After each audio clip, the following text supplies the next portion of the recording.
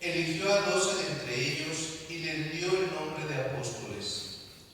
Eran Simón, a quien llamó Pedro, y su hermano Andrés, Santiago y Juan, Felipe y Bartolomé, Mateo y Tomás, Santiago el hijo de Alfeo, Simón llamado el fanático, Judas el hijo de Santiago y Judas Iscariote, que fue el traidor. Al bajar del monte con sus discípulos y sus apóstoles, se detuvo en un llano. Allí se encontraba mucha gente que había venido tanto de Judea y Jerusalén como de la costa de Tiro y de Sidón. Habían venido a oírlo y a que los curara de sus enfermedades. Y los que eran atormentados por espíritus inmundos quedaban curados.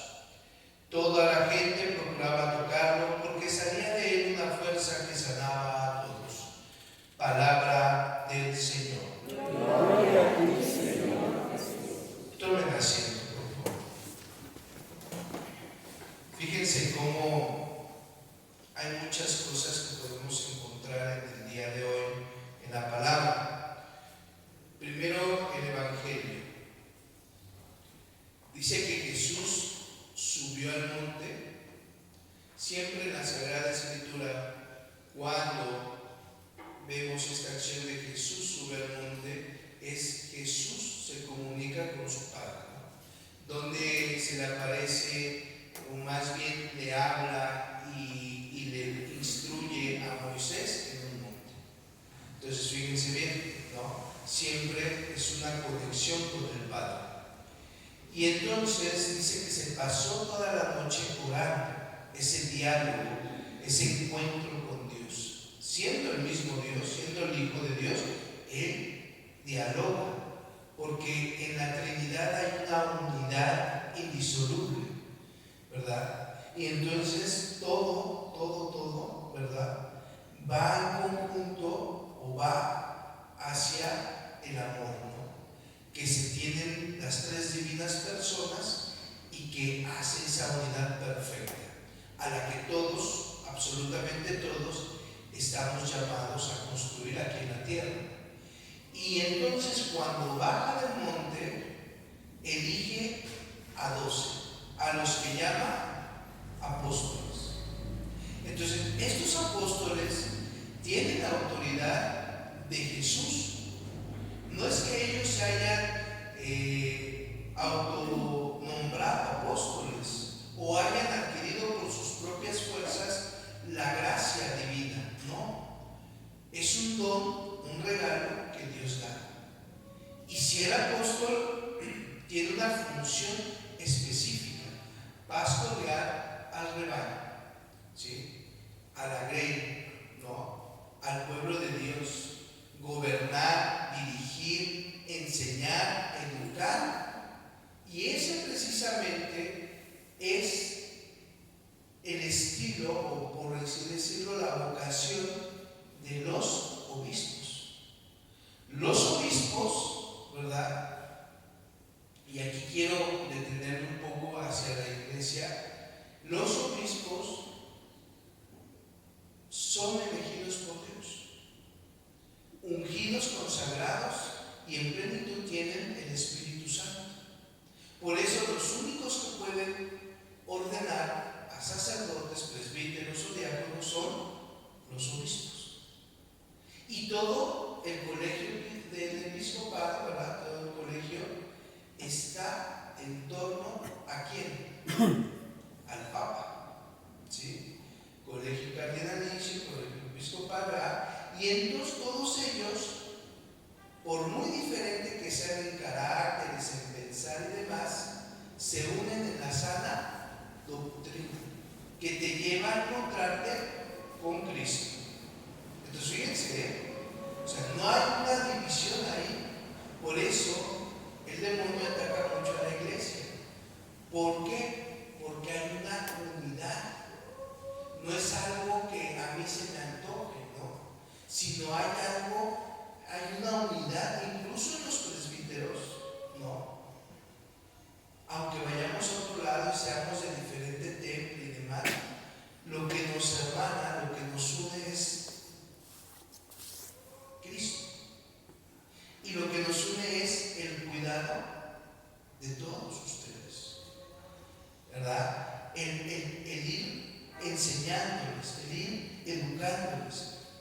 algunos que se separan. Hay algunos que se creen más que el obispo, más que el papa, ¿no? Y eso pasa desde los laicos, ¿eh? El problema hoy en la iglesia es que muchos laicos mal entendidos, como muchos sacerdotes, por un lado, fíjate cómo estamos ahora regresados. El sacerdote deja de hacer su función como sacerdote, ¿no? O sea, está en todo menos en lo que debe de ser. Y el laico, que tiene otra función distinta al sacerdote, hay muchos laicos que ya dominan la iglesia, ¿no? Qué triste. Ahí no está Dios. Perdón, pero no. Y fíjate, hay laicos que son más papistas que el Papa. En verdad. Y no podemos ser así. O sea, cada uno, como dicen zapatero a tu zapato. Todos tenemos una función distinta. Pero hay unos que ya, o sea, ya casi quieren regañar al padrecito. ¿Usted qué va a saber? Ya falta nada más que te digan, quítate, yo voy a celebrar. Que se da en otras parroquias, ¿eh? O sea, laicos que ya celebran, ya se ponen la sotana, ¿no? Y es triste, porque ¿a quién le hacen daño? A la misma gente. Y de ahí salen los falsos sacerdotes, ¿no? Fíjense, de ahí salen los falsos sacerdotes, que ni están en unidad con la iglesia y que se burlan de lo sagrado, porque yo al imitar algo sagrado me estoy burlando de él, ¿no? O sea, y todos estos falsos, ¿verdad? Empiezan así. El sacerdote no puede, el sacerdote tiene huevonada, el sacerdote deja de hacer sus funciones. Sí, no pasa nada, tú celebras, tú esto, tú el otro, y ya después se apoderan de toda la iglesia. Y no es así. ¿Por qué? Porque debe de haber una unidad, como Cristo nos ha enseñado, una unidad. Los apóstoles son los que gobiernan, los que dirigen, los que educan, y es su función. Y en nuestra iglesia los obispos, y gobernar no crean que es gobernar como gobierna sus partidos, no, porque ese es mezquino, sino a lo que se refiere es que el obispo te debe de llevar a la sana doctrina, a que tú conozcas a Cristo y que por tanto te salves. Y fíjate lo que dice el Evangelio, ¿no? Le doy poder para expulsar a los espíritus inmundos, para curar enfermos, para aliviar, ¿verdad? Y fíjate, cuando baja, se para en un llano Jesús, lo primero que hace, ¿y qué hace? Ve a la gente. O sea, ve la actitud de Jesús, ve a la gente y dice, se compadece de esa gente. Porque al final, hermanos, al final de todo, lo que debe de reinar en la iglesia no es el legalismo, no es el trámite por el trámite, es la misericordia de Dios. En los apóstoles, en los sacerdotes, en los obispos, en los diáconos, en los laicos, en toda la iglesia, debe reinar la misericordia de Dios.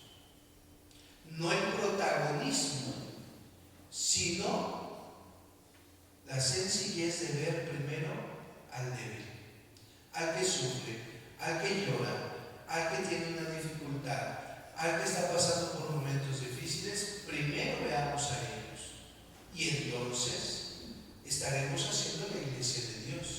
Por eso San Pablo, fíjense cómo dice San Pablo, ¿no? ¿Qué dice? Porque luego se va con esa mentalidad, la iglesia tacha, la iglesia condena, la iglesia...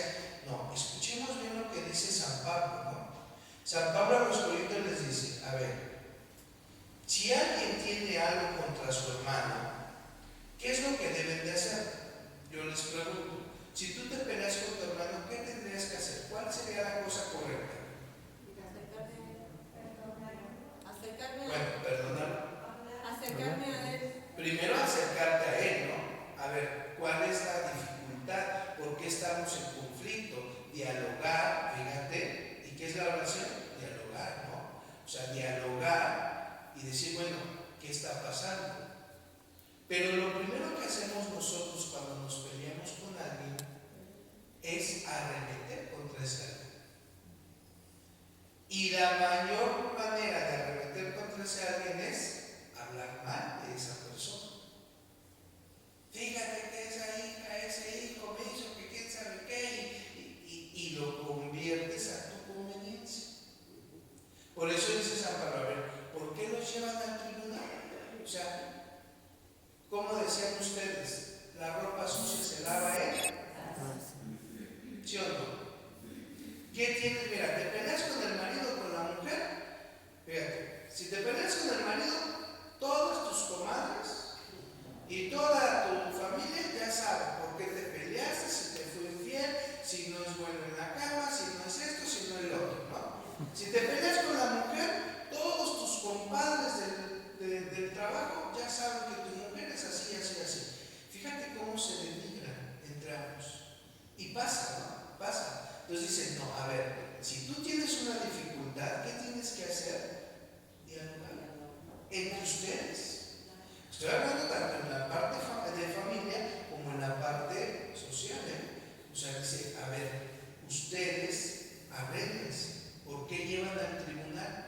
Recuerden, fíjense, ¿no? Y empieza San Pablo. Es fuerte la carta, pero donde yo me quiero detener es en lo último, ¿no? No les da vergüenza, de modo que no hay entre ustedes ninguna persona competente que pueda ser juez. O sea, no hay prudencia en ustedes. Dice, ¿por qué mejor no se dejan robar? Pero no, ustedes son los que hacen injusticias y despojan a los demás con sus propios hermanos. ¿Acaso no saben aquí viene lo fuerte? No tendrán parte en el reino de Dios ni los impuros, ni los idólatras, ni los adúlteros, ni los afeminados, ni los homosexuales, ni los ladrones, ni los avaros, ni los borrachos.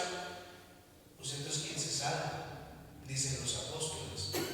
Al final, la misericordia de Dios llega. La misericordia de Dios se envuelve. ¿A qué se refiere Jesús? Porque luego la gente mal pensada, o la gente legalista, o la gente papista, en el sentido de que ya se creen mejores que los sacerdotes y el Papa, empiezan a juzgar con criterios humanos. Ah, como dijo que ahí no va a tener parte en el reino, ¿verdad? Ni los homosexuales van a entrar. Y hasta las corriendo. Fíjate, me da tristeza que se acerquen y me digan, padre, es que no he comulgado porque tengo un hijo homosexual en casa, porque está viviendo mi hijo en unión libre en casa. A ver, misericordia quiero. Misericordia. Es tu hijo. Con tendencia, la iglesia no va en contra de la persona, entiéndanlo. La iglesia siempre va a guardar y siempre va a ayudar y siempre va a ver por la persona. Lo que no está bien es el acto. Y no solamente en esas personas, sino en las personas también heterosexuales. Podrán ser muy heterosexuales y decir, ay, yo sí soy parte del reino de Dios, pero si le andas poniendo el cuerno a tu mujer, si andas con una, con otra, si andas haciendo eso no está bien. El pecado es lo que no está bien, y al pecado es a lo que le estamos dando guerra, no a la persona. ¿Sí me explico? Porque ¿qué pasa? Pasa como lo mismo, y lo digo abiertamente, espero después no. Fíjate, entre lo homosexual y la heterosexual pasa lo mismo. Por ejemplo, ¿qué es lo que dice la iglesia que no está bien? Que te denigres como persona, que andes con uno, con otro, teniendo relaciones sexuales. No eres un objeto sexual, eres una persona, hijo de Dios, tienes una dignidad. Y lo mismo pasa con el heterosexual. Podrás tener a tu mujer, pero andas del tingo al tango, poniéndole el cuerno, metiéndote en relaciones sexuales con tantas mujeres. Eso no está bien porque te denigra como persona. El pecado denigra. Los borrachos, no es malo que te eches una cubita, no es malo que te eches una cervecita, ¿o sí? No, lo malo es cuando ya se te vuelve vicio, porque el vicio denigra a la persona. Porque el vicio precisamente, ¿qué hace? Decirte, tú no vales, yo soy el que controlo tu ser. Y no es así.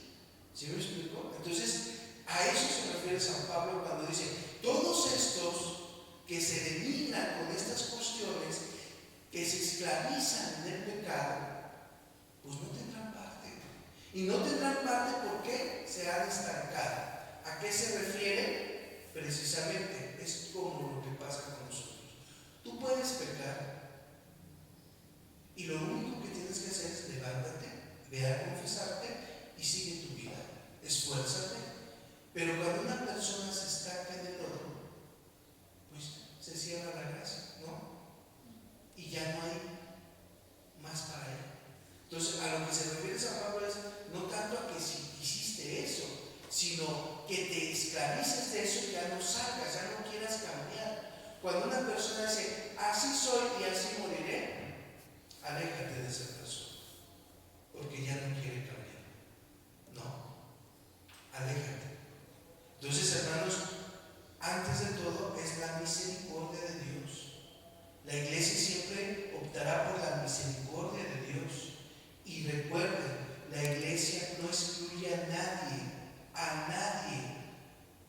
¿sí? Que diga, estos no van a tener parte en el reino. Al final lo que está diciendo es precisamente que quiere que tú te esfuerces, que quiere que tú veas la dignidad, la hermosura que Dios ha hecho en ti. Pidámosle a Dios que nos dé misericordia, humildad, sencillez y que nos aleje de esas esclavitudes. Que así sea. Pidamos a Dios por todos los